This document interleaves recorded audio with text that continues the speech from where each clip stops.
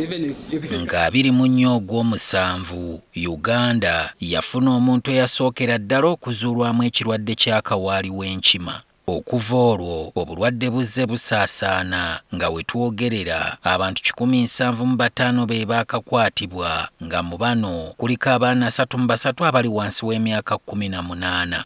Abantu 84 ku bano baawona dda beeboolya kyokka nga 67 bakyapookeza mu malwaliro nga waliwo n'abalindiridde okwekebejjebwa nabo bateekebwe ku ndiri. Masindi omukazi omu w'emyaka 35 yafa jjojjuuzi. Obulwadde buno bwazuulibwa ne mu masomero 6 agasangibwa mu disitulikiti okuli ey'Ewakiso, Nakasongola ne Mityana nga bubadde bwakakwata abayizi 7. Abakulu mu minisitule y'ebyobulamu bagamba nti omuwaatu omukulu obulwadde buno mwe buyitira okukwata abantu bikolwa bya kwegatta. Abantu abasinze okukosebwa obulwadde buno betusinga okubalaba be bali mu myaka egy'ekivubuka wakati w'emyaka 21 paka emyaka 3. Abaami n'abakyala mu myaka egyo emiwendo gyenkana.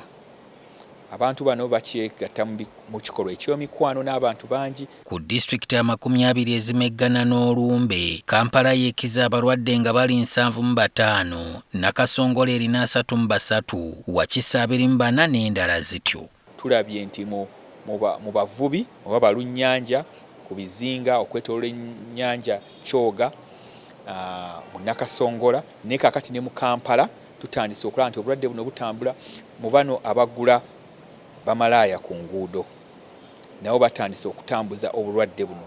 Naye si buli afunye obulwadde nti abujje mu kika ekyo, kubanga tumanyi nti abalwadde abasooka okujja mu Uganda nga baleese obulwadde baali bakyala ba mbuto nga bazze okukozesa amalwaliro gaffe okunywa eddagala mu disitulikiti y'e Kasese. Abantu bakubiriziddwa okwewala okusemberera abalina obubonero bwa Kawaali ono, gattako ensolo z'oku ttale ezirowoozebwa nti ze zitambuza ennyo akawuka akabuleeta. Osaanye n'okukimanya nti singa omukazi abeera olubuto ne bumukwatako ayinza n'okubusiiga omwana gwe yeetisse nga tannazaalibwa oba ng'amuzadde, kubanga ono n'omwana babeera majangwa na Nakirijja.